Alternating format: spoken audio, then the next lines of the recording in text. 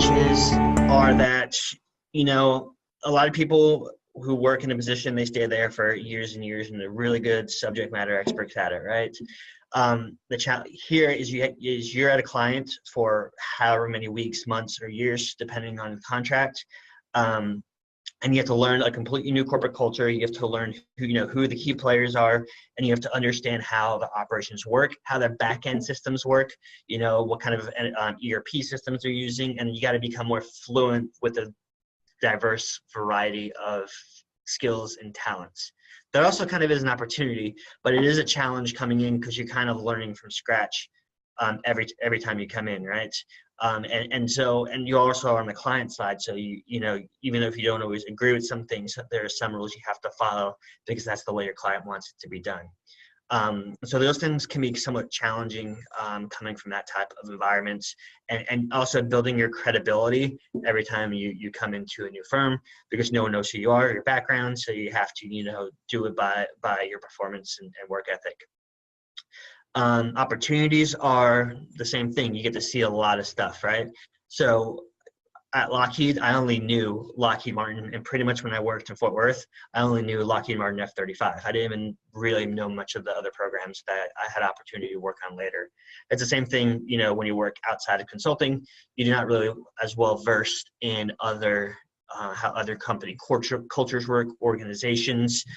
There's no one shoe fits all. Do you do centralized approach when you have a large corporation, or do you decentralized? Do you make versus buy, right?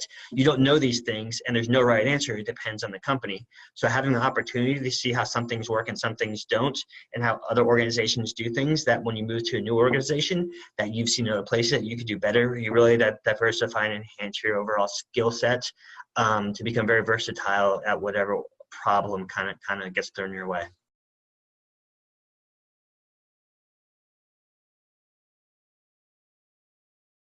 To the career path here at IBM. So I don't know. I know McKinsey has the upper out, where if you don't advance within a certain years, then you're encouraged to move on or go out. But so I'll speak to IBM. I didn't start as the initial entry-level consultant because I came on as an experienced professional. However, they start in what's called a CBD, Consultants by Degrees, which is their 2-year kind of program, but that everyone who graduates from college and joins is going to be in the CBD program. You start off as I think it's called just a consultant.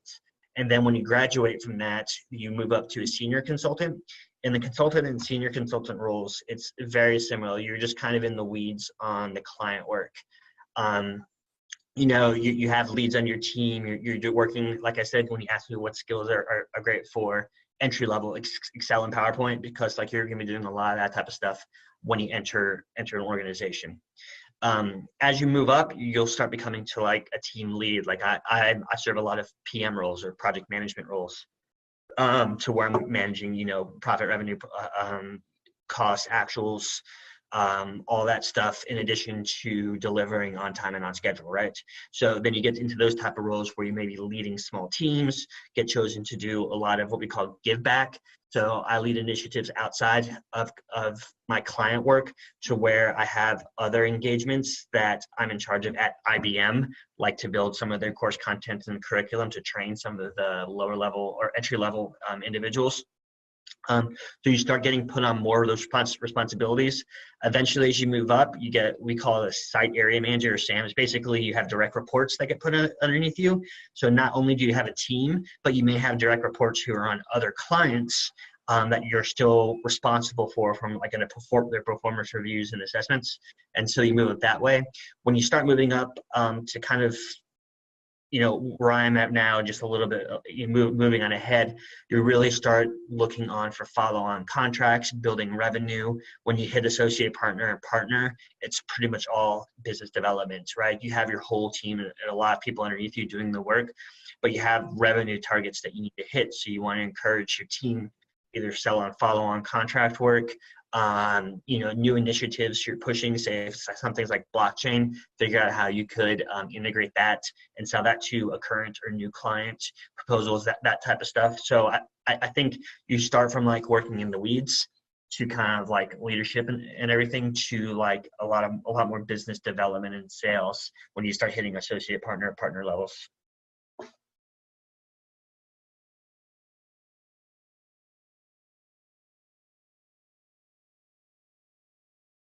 I would say the most like coming from my MBA, the most prestigious were the MBBs. So your McKinsey, Bain, and Boston Consulting Group, right? Those are probably the most challenging to get into.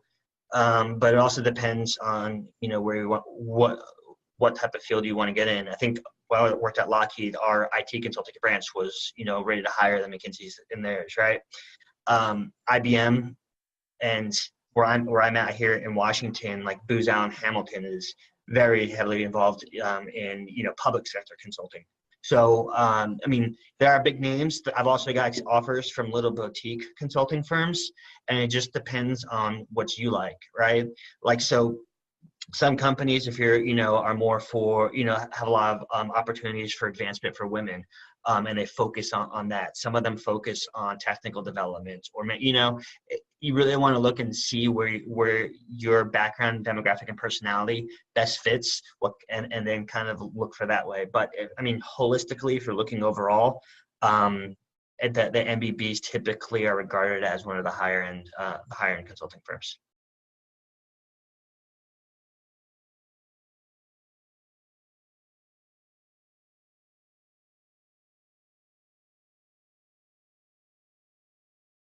I would say to be successful, there's a lot of things.